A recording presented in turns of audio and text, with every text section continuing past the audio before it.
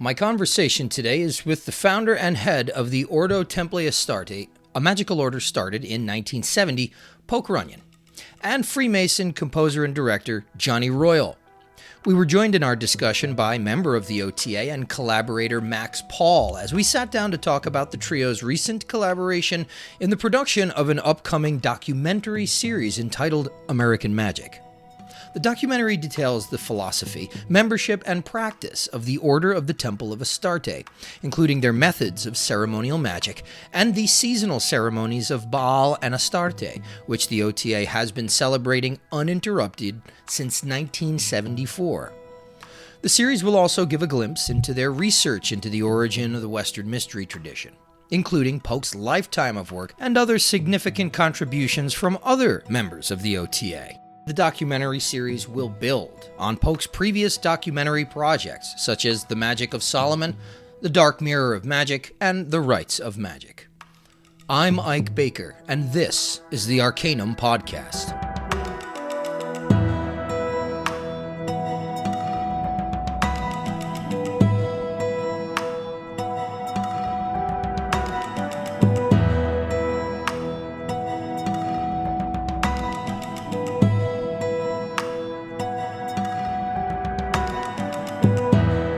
Big day here at the Arcanum Podcast. I'm very happy to be sitting here with Poke Runyon, Johnny Royal, and Brother Max Paul. Thank you guys so much for being on with me tonight. We're going to talk a little bit about a new project that you all have coming up. So, thanks for having me. Yeah, absolutely. So let's start with a few introductions just for listeners who aren't necessarily familiar with your work yet, even though, you know, most people definitely know who you guys are. But for people that are new, Poke, maybe you could give us a couple of words about when and how ceremonial magic entered your life. Well, I've told this story so many times.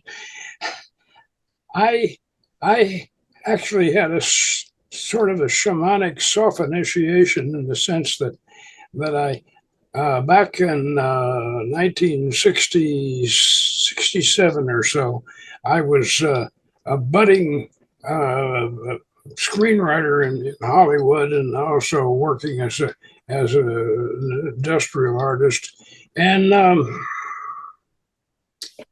I developed what I thought was an ulcer. There's, you know, a pain up under the ribs, and I thought it was an ulcer, and my doctor thought it was an ulcer, but it wasn't an ulcer. It was an atrophied gallbladder, which got worse and worse and worse until it finally became almost terminal, and so. While this was going on, I got into self-hypnosis because I thought, you know, I can cure it. I can cure the ulcer with self-hypnosis. Well, this led to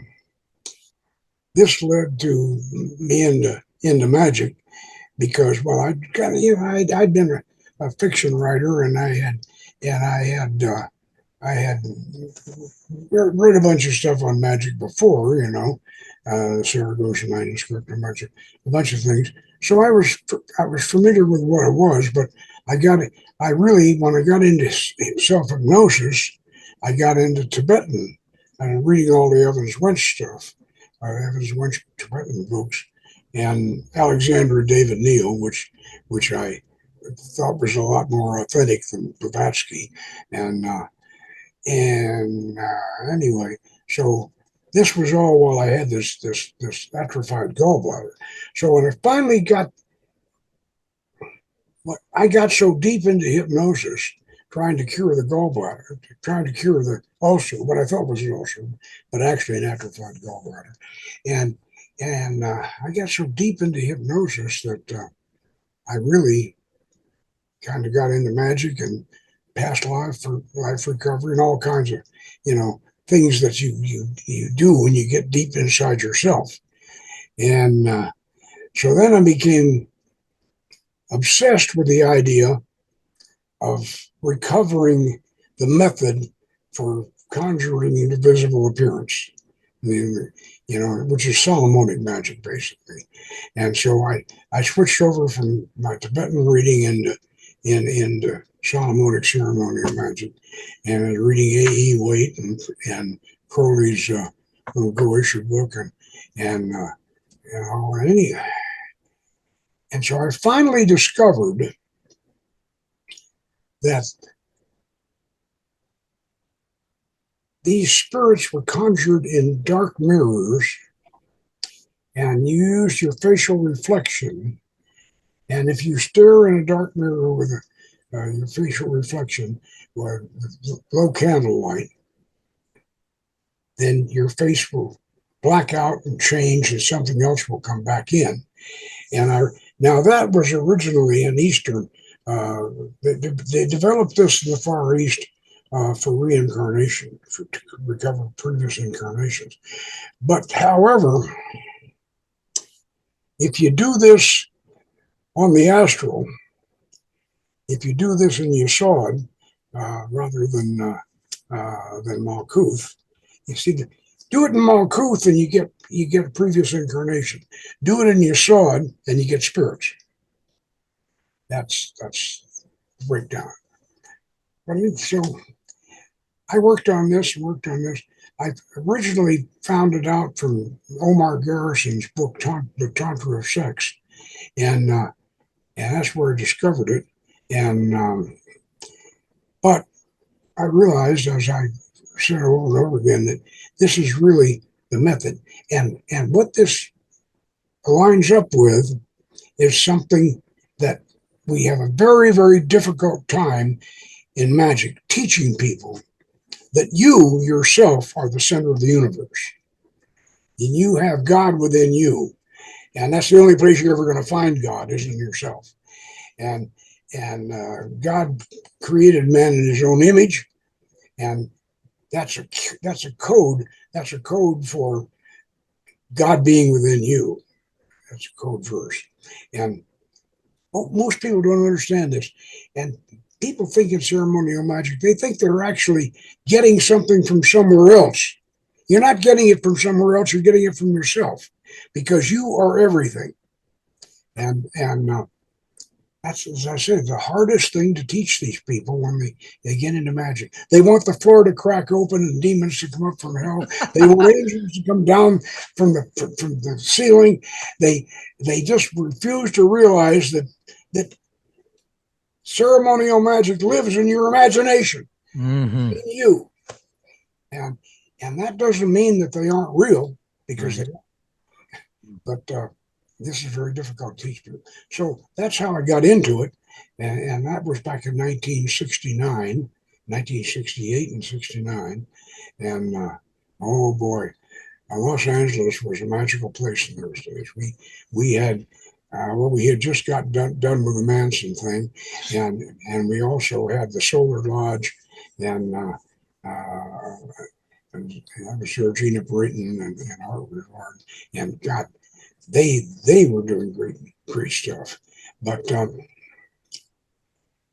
we got started, and in 1969 and 1970, and our corporation was finally finalized in 1971, and Church of the Hermetic Sciences.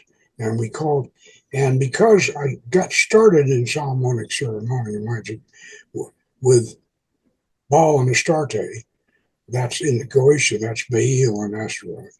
And I got started with them, and that's why, and so did Faust, by the way, and so did Rabbi Lowe, who made the Golem. He got started with Astaroth, and so this Solomonic ceremonial magic is quite a history, and but its real inspiration is Baal and Astarte, because Solomon built a temple in Astarte, and I didn't become a Mason until 1981. But we started the OTAA back in 1970. And anyway, that's pretty much it. Yeah. Okay. Yeah, I mean, a legendary history. Obviously, you've done so much for the modern, grimoire revival and the Solomonic practice. It's hard to overstate the importance of your presence in the scene. Johnny, are you? Forgive my ignorance. Are you a practitioner of this kind of stuff? I know you as a Freemason and as an artist, a film director, and a musician. But how'd you get your start, and where are you at in this kind of community? Well, I was studying in London, getting my master's, and we had a class called tort law, which I wouldn't wish on my worst enemy. It was just an awful class. So the benefit of studying in England for your master's is that you are not required to show up for class. So I would just go to the pub, and one day I got lost coming back to my flat, and I ended up in front of the Grand Lodge of England, and I saw the square and compass, and that kind of started me on the journey of discovering what Freemasonry was. And then as I read further and further in the Freemasonry, I realized that a lot of these concepts were taking from different doctrines that were much, much older than what Freemasonry claims to be. And I had always been interested in ceremonial magic. And, I remember the day that Polk and I sat down with uh, Brother Hamer, actually, if you remember that Polk in Venice, or Santa Monica or Venice. And I had applied. My application was approved. So I am a member of the Church of the Hermetic Sciences, the OTAA. I'm a lowly member. I am, uh, you know, You're a pastiforist. Pastiforus, yes. as the force, and so I'm still learning a lot.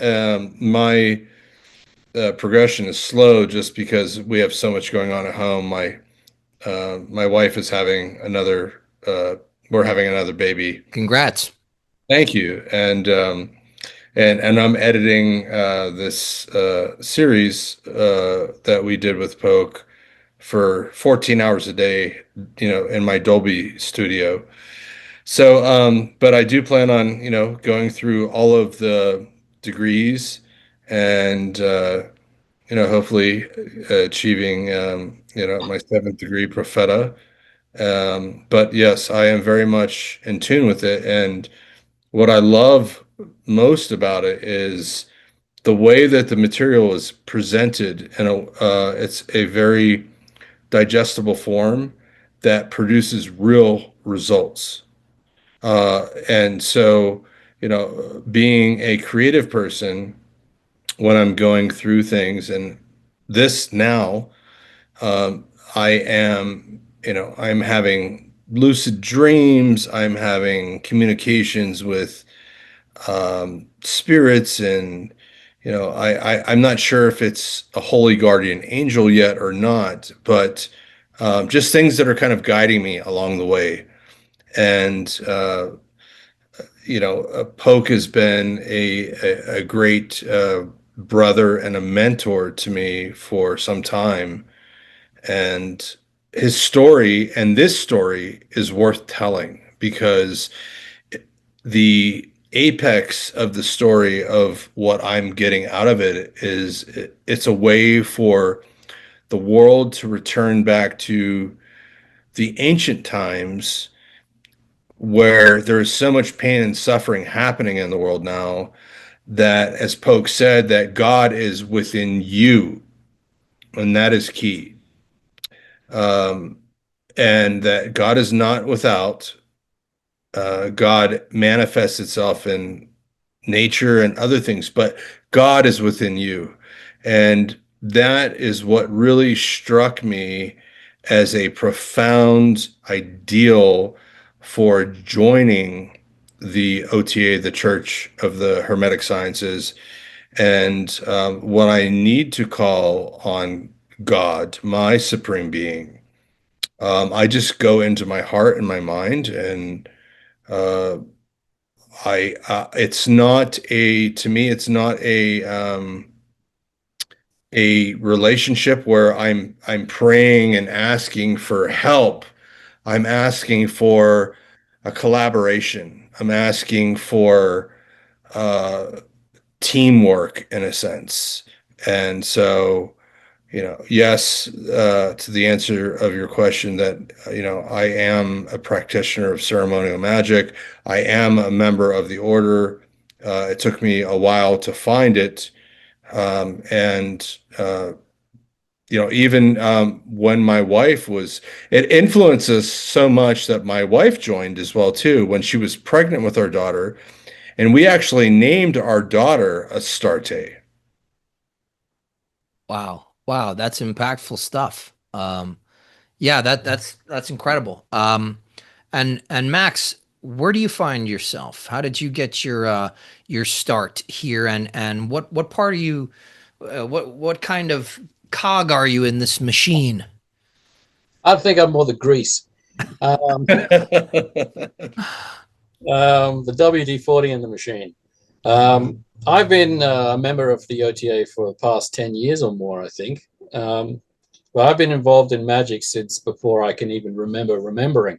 In fact, when I started to get into Holy Guardian Angel stuff, I actually realized that I'd made contact with mine when I was about 3.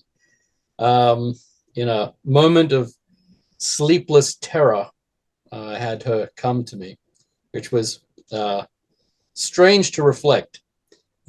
But I have been involved in the works. At this stage, I would say, with your permission, sir, that I am Poke's personal apprentice. And I do my best to keep the wheels turning, keep projects rolling, and keep results coming. That seems to be my job. I've done a lot of, I started working with and for Poke during the pandemic, when I was, almost everyone in California was basically out of work for a period of time.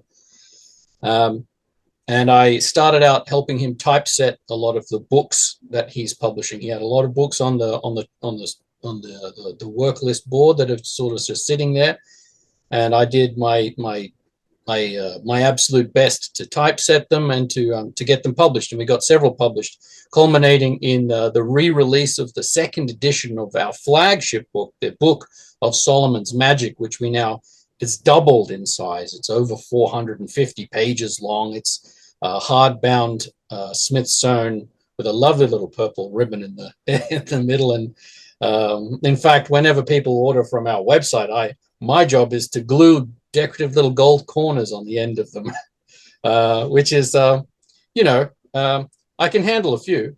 It's quite the job. Well, I mean, like that's that level of, yeah, it sounds like you are the grease in the machine, which is, that's how you, right, when something's working great, we say it's a well-oiled machine. So an important part. So I want to get to I want to talk for a minute about your recent collaboration. Tell us a little bit about it, Poke. What are you guys working on right now? What are you wrapping up? Working on right now? Mm-hmm. Right now, we're working on a book on the Crata Repoa tradition, and our new revision of it, which we call the Crata Repoa Reformatus. And because this is this Crata Repoa, I don't know whether, I'm sure you've heard of it. It's Yeah, absolutely. Yeah, from Manly Palmer Hall. yeah, it's a recreation, an attempted, even back in the 1770s when it was first published. They didn't make any try to sell it as Old Kingdom Egyptian. They promoted it as Alexandrian Ptolemaic.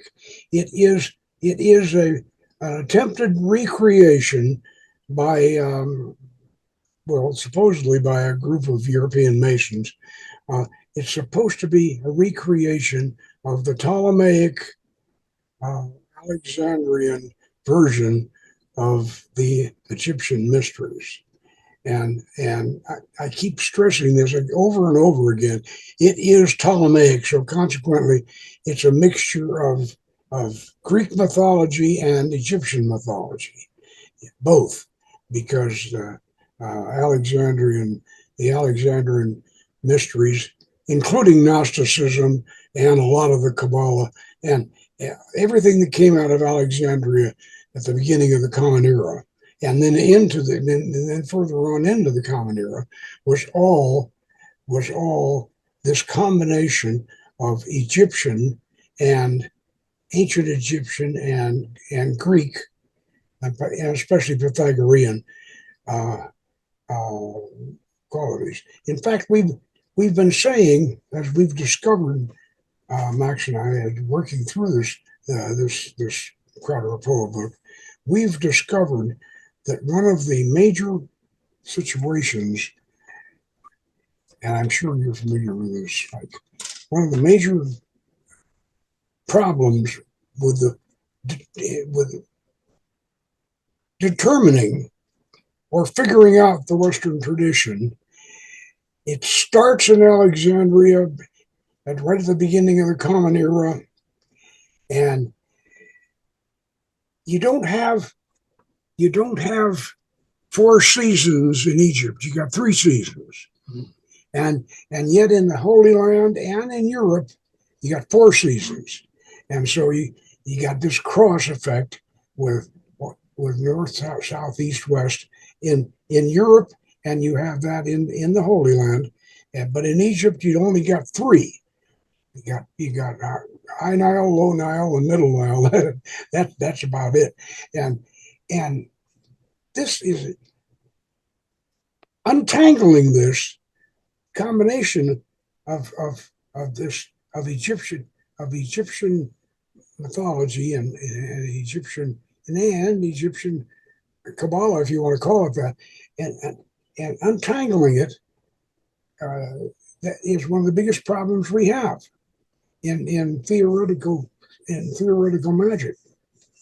Yeah, absolutely. Actually, believe it or not, it's a special area of interest for me. I go to Egypt regularly to and kind of do this work of this academic work of trying to parse these things out and meeting with scholars and things like that to figure out.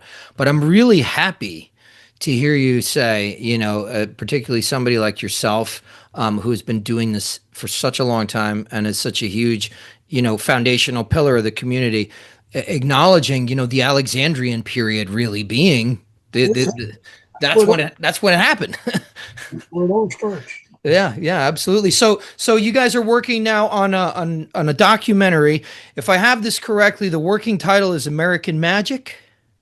That's the movie, yeah. Okay, great, fantastic. So, can you guys tell us a little bit about that and what that's going to entail and the inspiration behind it?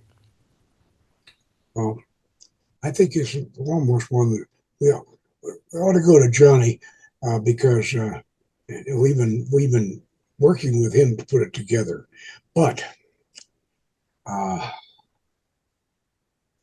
I think the main thing about American Magick is that it is going to show this whole Crata Repoa thing and how we have taken the Crata Repoa and used it as a framework. Because as much as we love the Golden Dawn, and you're imperator of one temple, and I'm imperator of the temple here in Los Angeles, and much as we love the Golden Dawn and use their wonderful correspondences and that wonderful minutum mundum and all that, as much as we love them and all that, they are very obsolete. and I sometimes when I get mad, I say the Golden Dawn's a dinosaur, but because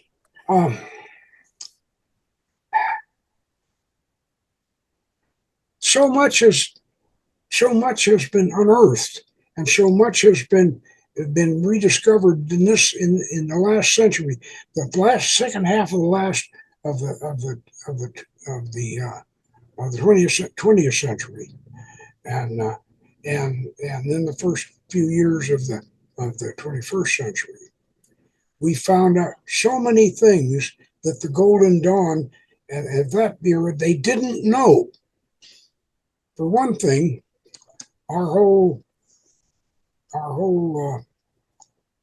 Canaanite mythology that was all discovered back in the 1930s at the excavations at Ugarit in Syria, and that's where we recovered Canaanite mythology. And then we discovered that Canaanite mythology was behind a lot of biblical mythology, and the Baal and Astarte.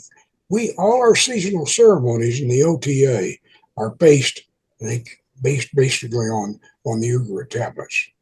They derive from them, which we've been religiously practicing for uninterrupted for the past 50 years.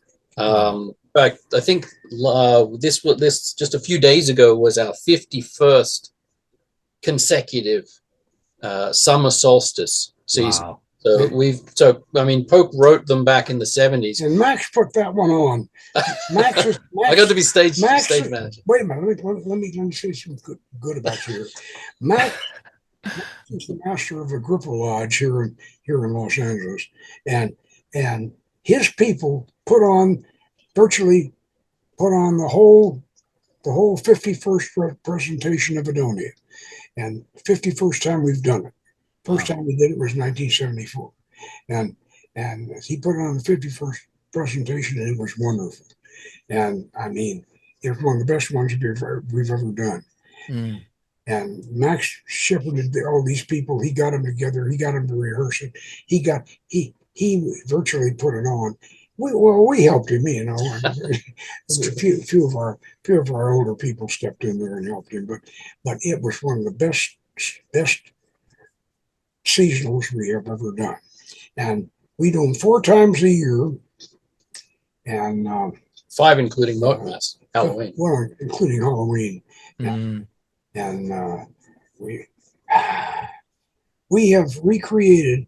Now, this all goes back, by the way. I don't know whether you've ever heard of a book by anthropologist Jessie Weston called "From Ritual to Romance." Mm. Well, she revealed that the original Holy Grail comes from the Lebanon way back 1500 BC, the first time that the Baal figure was killed, and his blood ran out to sea, and that was the original Holy Grail. And Jessie Weston wrote this book on this, that the Holy Grail starts in ancient Canaan, and starts with Baal and Astarte, and that starts the whole cycle of the seasonals, and we carried that on through. And since then, I have found out that we even found that whole ceremony replicated in the Hypno-Erotomachia. And we've been finding out more and more and more about this as time goes on. Yeah, and it's absolutely fascinating to see, you know, particularly as a practitioner and somebody who's an independent scholar. It's like that's our best hope, is that more information will continue to come to light, and now more than ever. I mean, I was just talking to Matt Melvin Kushki, who runs an Islamicist esotericism degree program in the University of South Carolina, just about an hour and a half away from me. And he was talking about how the undergrad sort of enrollment in you know, all over the world at universities that are offering degrees in esotericism is like exploding right now. So it's a really exciting time. Johnny, how did you get? Who pitched this to you, or did you come up with the idea of doing a documentary kind of series? No, it was definitely a collaboration, and the idea was that there was so much information out there. Instead of doing just a feature film, that it needed to be told over a course of episodes. And so, uh, Polk created this idea, and Polk is the writer on this. And then, as the director, the great thing about this whole project is that a lot of people think of Polk just as, he created this order, he's a Mason, but people forget that he's also a filmmaker. So when we got together and started, really putting the bones together of the skeleton of this, I mean, he was sending me scripts that had, shots and close-ons, and I said, this is unscripted, and I've never gotten anything like this before, so it makes my job a lot easier in post instead of just, trying to scroll through what people are saying, picking out sound bites.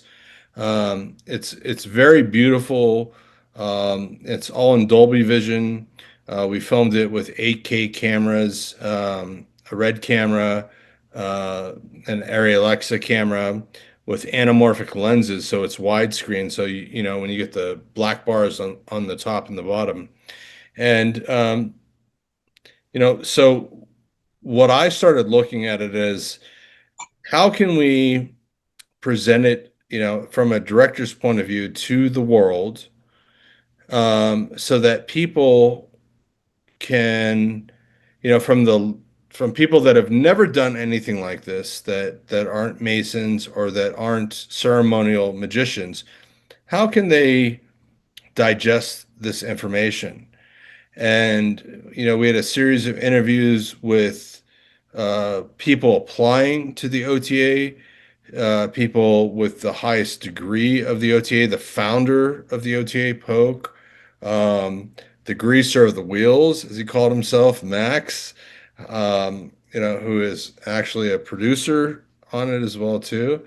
And so we started putting together a structure that's kind of in accord with the hero's journey.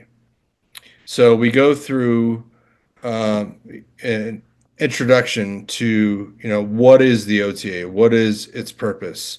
Asking people, why did you join? How did you find it?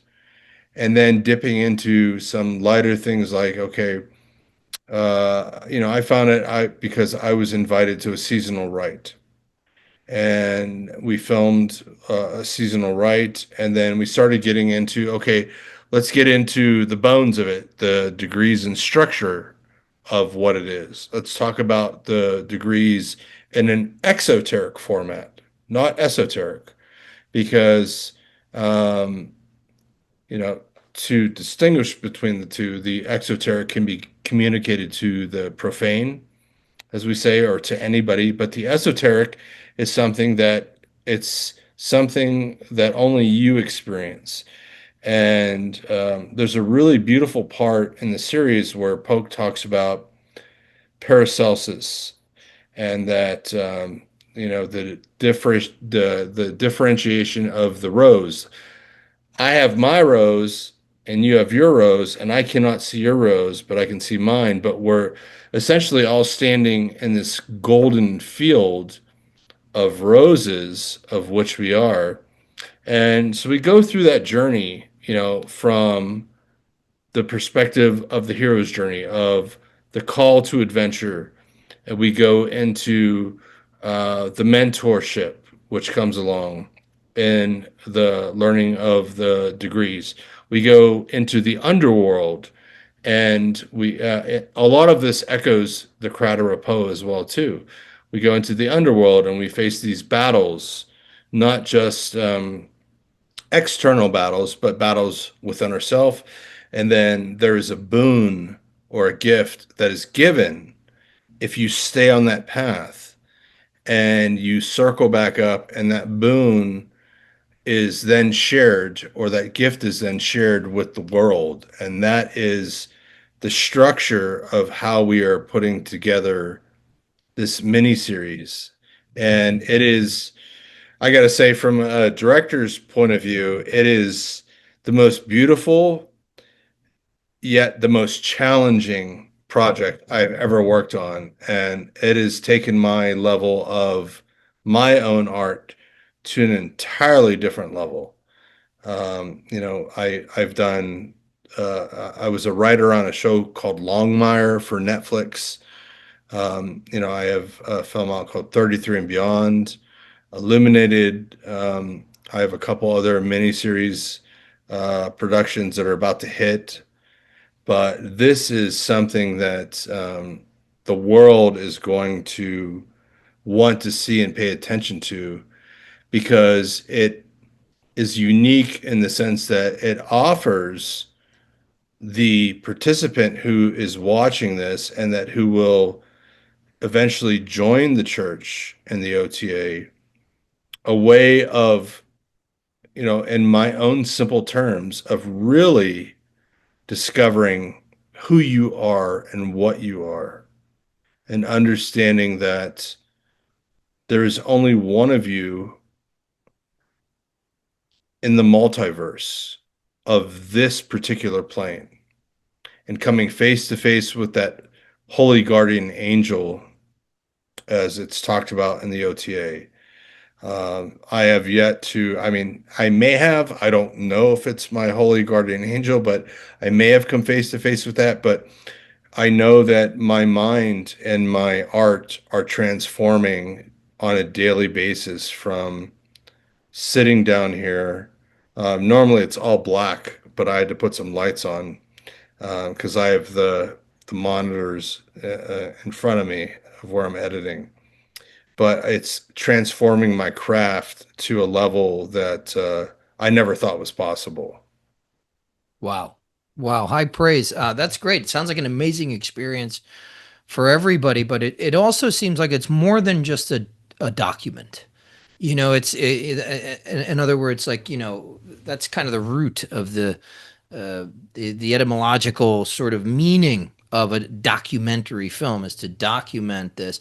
It seems like there's a message inside that transcends the film itself, and is applicable to perhaps the human story and the journey of the soul. So I think that is, especially for people like us, right, that are interested in that kind of stuff, but also, depending on many factors, and hopefully this gets a tremendous reach. I think something like this could really inspire people towards these kinds of paths, and in either the OTA or just a general interest in, like you're mentioning, this practical side of the hero's journey. So I think that's really beautiful. Now, Max, you had a part in the overall production of this series. Johnny mentioned that you're credited as a producer. Was there any other way that any other capacity that you worked on the production? Yes, thank you very much for asking that. Yes, some of the research involved, actually, a few years ago, Poke, I had shown a great deal of interest in looking into the Crata Repoa specifically. And Poke wants to write a definitive book on our use of the Crata Repoa in our degree system, and how we've changed it into being the Crata Repoa Reformatus, so to speak. And when I was researching the Crata Repoa, a series of serendipitous things occurred. And one of the things that we reveal through my research and some of my dialogue through this, the interviews that I give, is that the Crata Repoa is genuine, which is not a small thing to say. A document written in the 1700s that purports to be Alexandrian initiatory practice, but thankfully, through comparing it to actual initiations from that period of time and modern Egyptology, of which I've had to take quite the aggressive crash course in. I've had to learn how to speak some Middle Egyptian, for instance, and read the transliterations. The Crata Repoa is one of the most,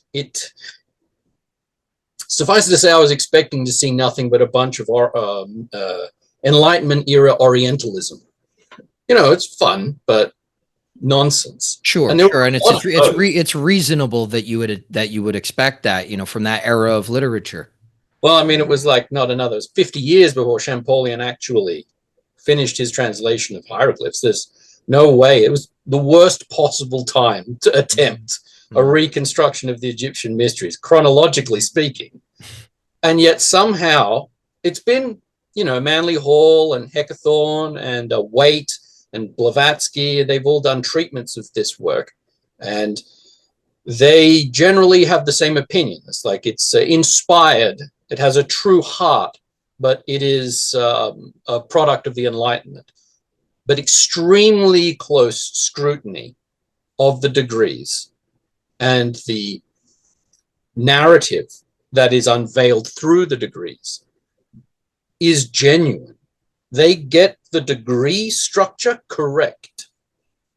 That is to say, you have apprentice, wab priest, sem priest, and the higher ranks of that. They're accurately reflected in the Crata Repoa. This was some of the work that I did. In fact, it's some work that we will be placing in our book. It's a work that I presented a very lengthy 3-hour lecture at a Masonic lodge recently. It was open to the public, but it was a little too long. I was a little too in my zone, so to speak. Next time I'll cut it back. It's hard to compare. I'm sure you can relate. It's very I've hard. been there, man. I've been there. Actually, it's funny. I run the Southeastern Masonic Symposium in Asheville. We had Jamie Lamb come and talk last year, and I gave a presentation, and I get off, and I'm like, "So what do you think?" He's like, "Well, you could have cut out the first hour. We didn't need any of that." Yeah, but I mean, without that first hour, what are they gonna? You know, you need the context. I get what you're. Yeah, I'm there with you, man. Yeah, it's we're not wrong. The listeners are wrong. Like yeah, Masons who want to go to lunch are wrong. Sorry, Johnny. Go ahead. One thing I wanted to mention on production, specifically with Max, is that if my first AD had to go to the bathroom and you know, I'm like, I need this or I need that. All of a sudden, I'm very convinced that Max is a genie in a bottle, because he would just pop up literally behind my back and I'd be like, whoa. And you know, he was just there. I mean, literally I would think of him and he would just be I there. say the grease in the wheels. It's you got to spread yourself all over the place. Omnipresent. Locate. Yeah, absolutely. Absolutely. And you know, another thing creatively that we're doing is that you know, my favorite director of all time is Fritz Lang. Love it. Metropolis, right? Yeah. Yeah, and Dr. Mabuse the Gambler, you know, silent film director. So an approach that we're taking with this is not having talking head after talking head, but we're letting, you know, we shot some stuff at 24 frames a second, which is normal, how we're talking now. And then we shot stuff in, you know, what we'd call slow motion at like 60 to 70 frames per second.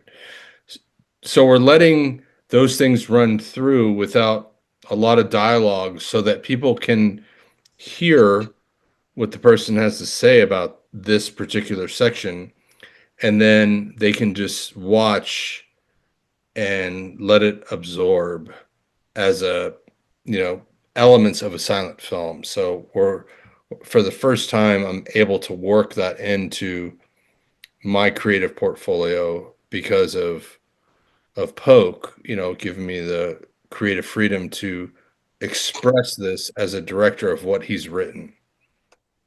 And do you guys have a potential release date for it yet, or anything that you'd be able to plug it for the listeners, when to tune in and where to get it? Yes. So it will be released on October 30th, and it will, that's the potential, well, it is the release date, but it will be on Amazon Prime, Apple TV, Google Play, YouTube Plus, and then a bunch of other streamers and networks. And I just got an email today, which I haven't been able to tell Max or Poke yet, but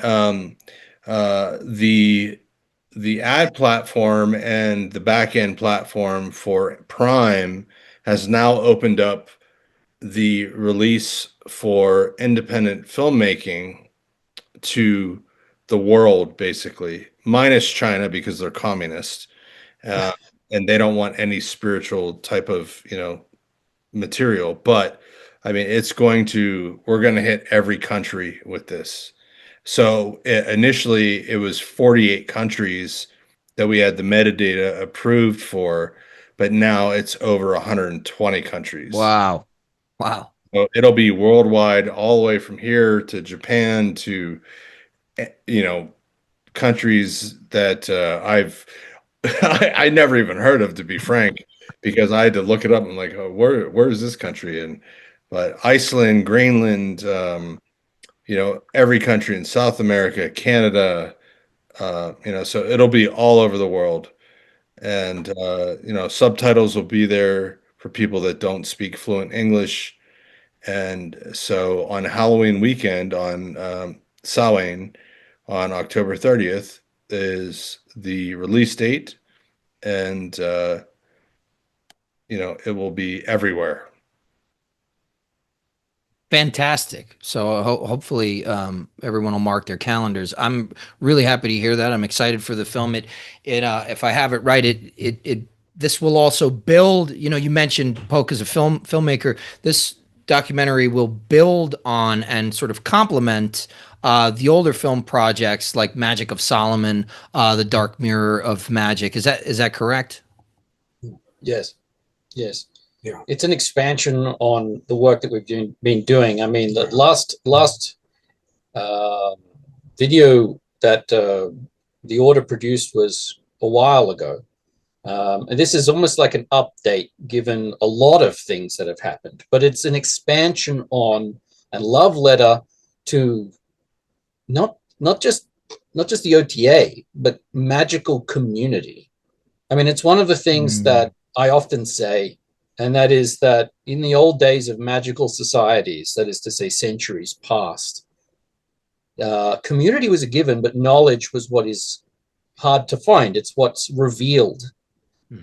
But today, the age of information, the age of the internet, I hesitate to say the age of knowledge. It's the age of information. Very true. Very good point. This, information flows like wine, like water, like it's like this. I like saying that I like that you say it flows like wine, because there's so much of it that we're all wasted on it.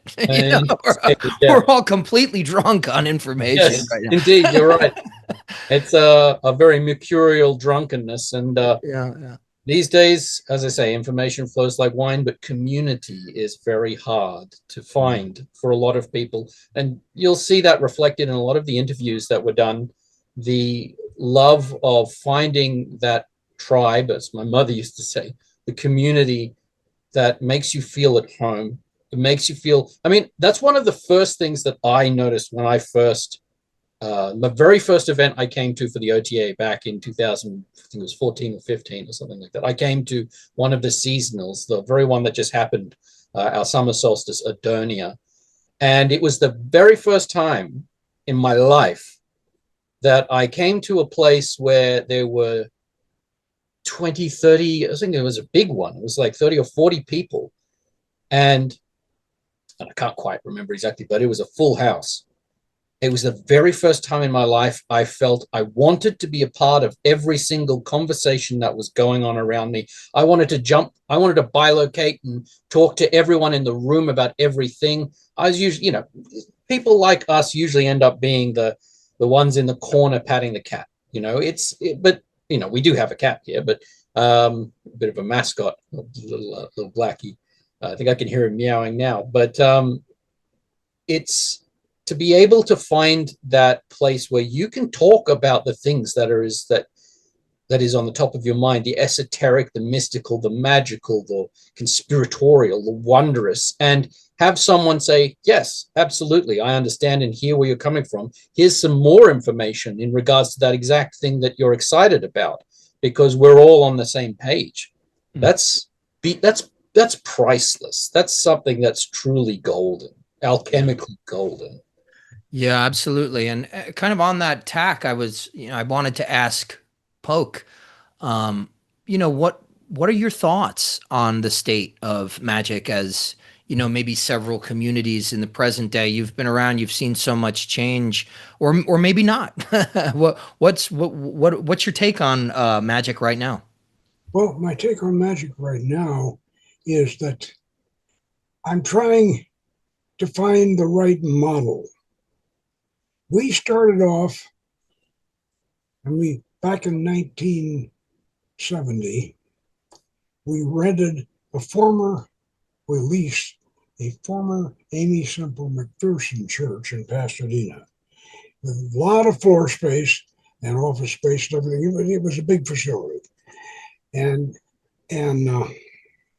we couldn't have, right as soon as we got in there, they had an aerospace depression, and I was an industrial artist, and I lost my job, and most of our members were college kids, and I didn't want to raise the dues on them, and we were in a depression right there, and but what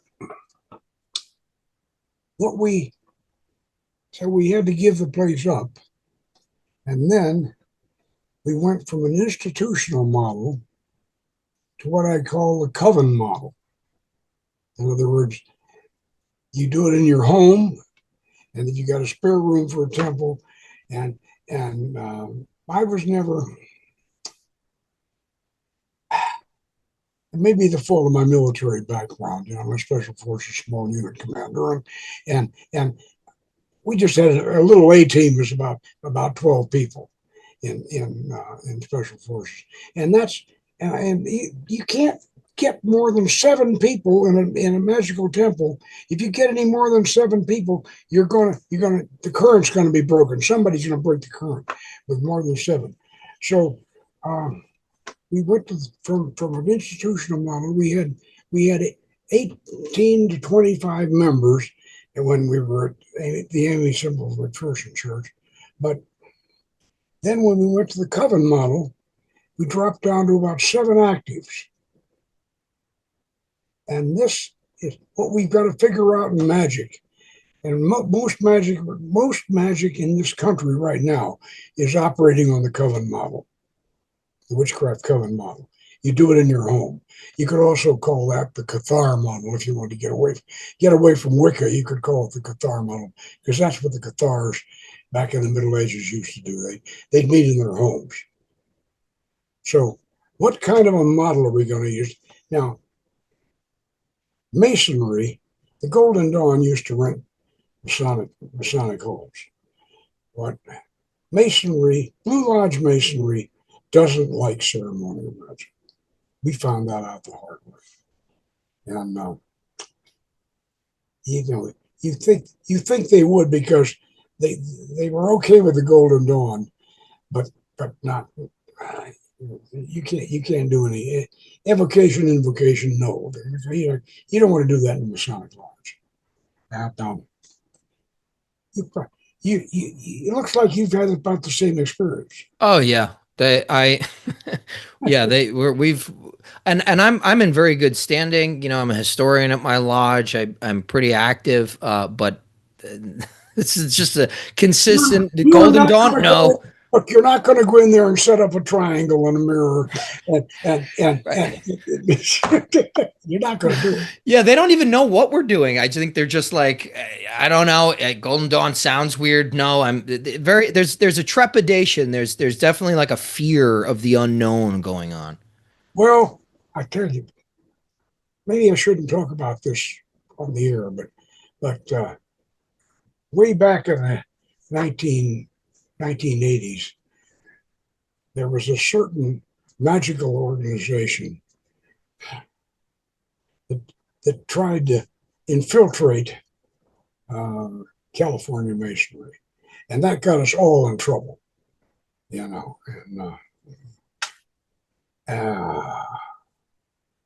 no, so the institutional, you're asking, what about Magick today?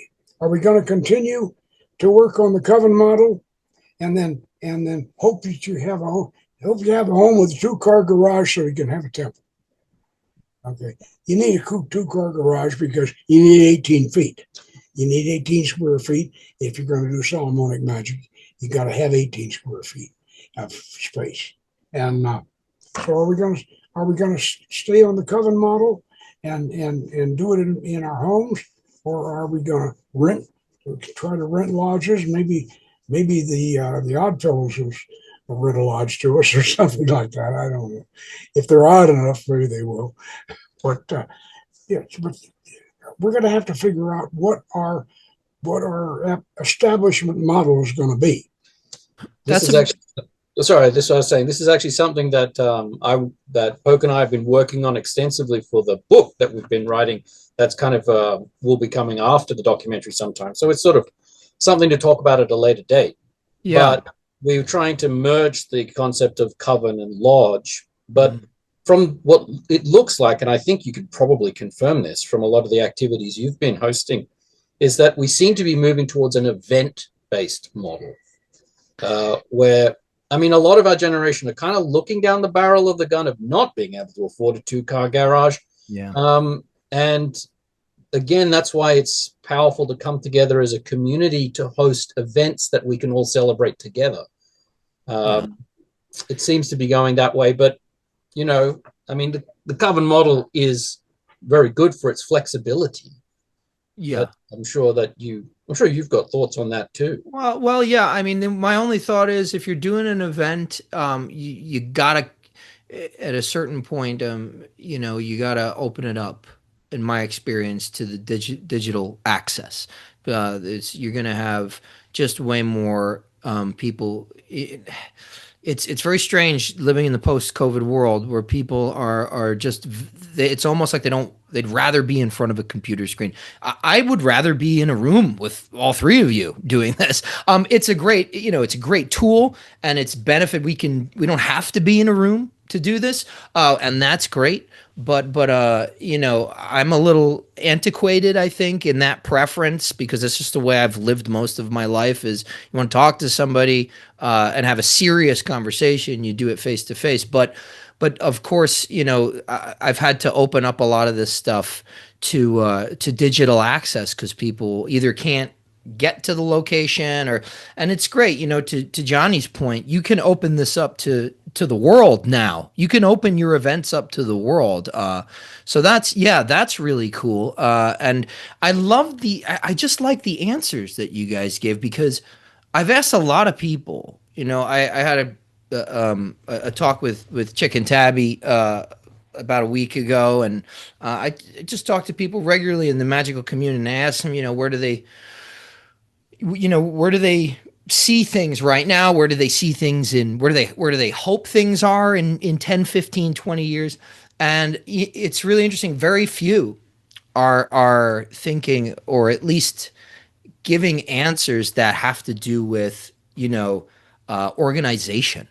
It's comparatively very few people that are thinking, and I really appreciate that model, because that's, and that the way that you think on that stuff, because that's how this stuff survives. It's the only way it can survive is if we, we organize it. Yeah. I mean, it's what part of some of the work that I've been doing is taking the Crata Repoa and turning it into, utilizing the system that it provides, and turning it into something that is flexible but robust, something that grows, has sort of an organic growth, so that all that's required is that someone receive a charter, and then from them grows a new temple, a new lodge, in a kind of a cell-like fashion, I guess you could say. So it's sort of a coven and a lodge model mixed together. But definitely one of the things that people respond to, and actually there's another point, is the necessity of all of this, the necessity of this being something that you do in person. So you can enjoy things online by viewing them and partaking in discussions, but the initiatory experience is something that can only be appreciated person to person.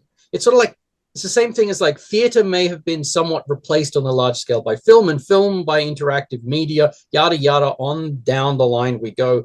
But that energetic exchange, that connection that you forge, the meaning that's impressed upon not your mind, but your body.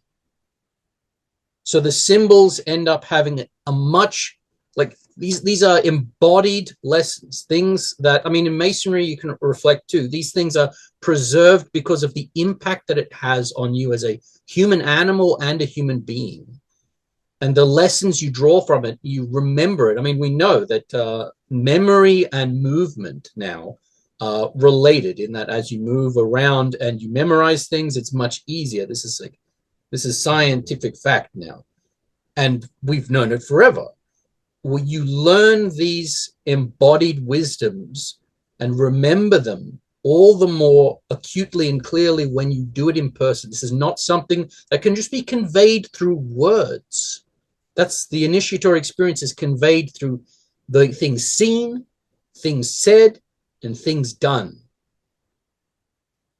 Yeah, beautifully said. Beautifully said. I'm looking forward to the documentary. I'm looking forward to the book. Max and Poke, you talked about how you guys are working on a book involving the Crata Repoa. I'm interested, Johnny. Do you have anything else forthcoming after this project that you might want to talk? Just plug. No, I mean, I do, but I don't want to plug it right now. This is about probably the most important project creatively in my life. So I'm not going to plug anything. I'm Awesome. going to tell people that um, on Samhain on October 30th around the world that they need to watch American Magic, because it will, whether you have never been exposed to this type of working, or that if you're a master of this working wherever you are in the world, it will do something very, very special for you. And it has been doing it for me. I mean, it's why I'm able to sit down here 14 hours a day working on this thing. So, and the total darkness, So, no, I don't want to plug anything else. I want people to look out for October 30th, American Magic. It will be available in your home. And Poke and I were actually even talking about doing a red carpet kind of thing at a theater in Los Feliz, maybe, or a small theater for just cast and crew to show it on the big screen. Mm. It's all filmed in 8K, but the TVs are only at 4K, so they'll be seeing it in 4K. But we did 8K, so it's future proof.